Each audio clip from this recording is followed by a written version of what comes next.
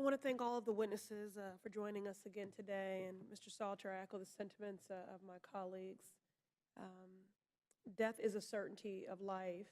However, her death was premature and could have been avoided.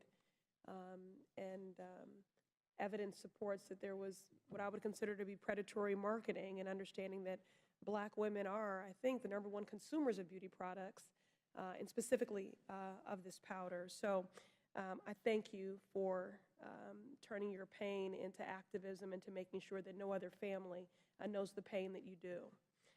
It's important to note that amongst the hundreds of thousands, if not millions, of women that have used Johnson's & Johnson's talcum powder, the product was particularly popular with women of color. Johnson & Johnson tailored their marketing strategy to women of color almost 30 years ago. An internal memo that I would like to enter into the record, dated August 5th, 1992, entitled Johnson's Baby Powder, Major Opportunity, shows a usage of 52% among African Americans and 37.6% usage rate among Hispanics.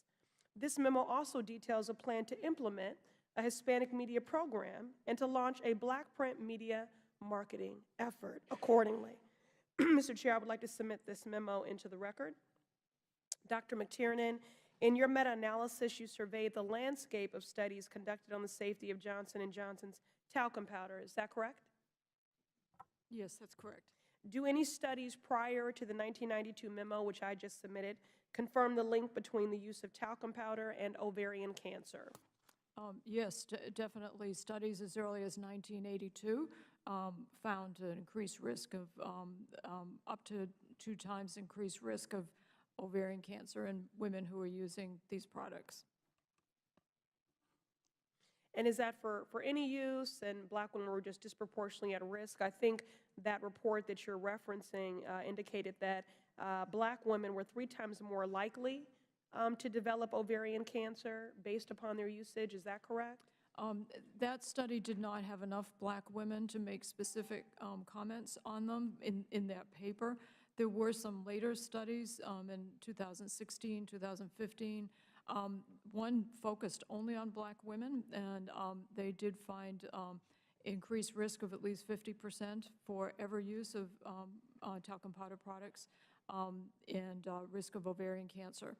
Another study was able to look at both black and Latina women, as well as white women, and found similar increased risk. So it really seems to, at least for these separate race ethnic groups, for blacks, Latinas, and white women, it has been shown to increase risk. So anyone was at risk that was using talcum powder in their genital perineal, but women of color were seen at a higher risk because the studies indicated that they used it more. Definitely. Okay. The study that focused on them, there were at least 50% were using those regularly. Okay. So for well over half a century, tests confirm instances in which Johnson & Johnson's talcum powder was contaminated, and yet the company moved forward with aggressively marketing its potentially dangerous product to women of color despite these consequences.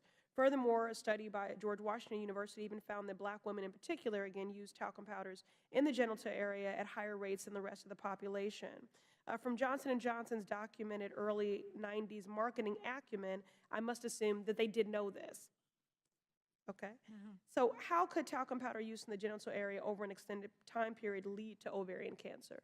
Why does it specifically? The exact mechanism is still needs to be studied, but we have several potential. One is inflammation, that talc or the other constituents in it can get in up to around the fallopian tubes and ovaries, can cause inflammation, and we know that inflammation can cause cancer. There are some other potential mechanisms that have been studied in ovarian cancer cells or in ovarian cells, and they look like many of the hallmarks of cancer can occur from application of talc. And just for the record, I'd like to state, you know, every consumer wants to be respected for their purchasing power and marketed, but, you know, nobody wants to be harmed and hurt by companies peddling dangerous products in the process. It's really just inexcusable, and I look forward to continuing to work with my colleagues and the subcommittee to lead the charge and to make sure that companies are held accountable in this regard. Mr. Salter, were there any warning labels placed on any of the talc products your mother used, warning of the increased risk of ovarian cancer? No, not one single one.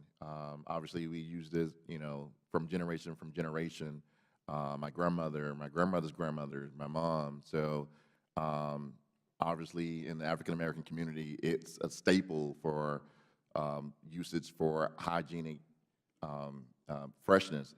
And not one single time has there been any label that stated or highlighted the risk of using this product whatsoever. And do you believe that women have the right to know the facts about the cancer risks associated with talcum powder products? Oh, without a doubt.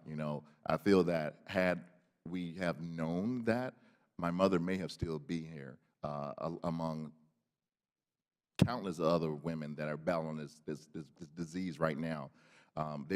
They could have at least been given the option to choose to use this product or not, and knowing that risk, but they did not have that option to do so. Your time has expired.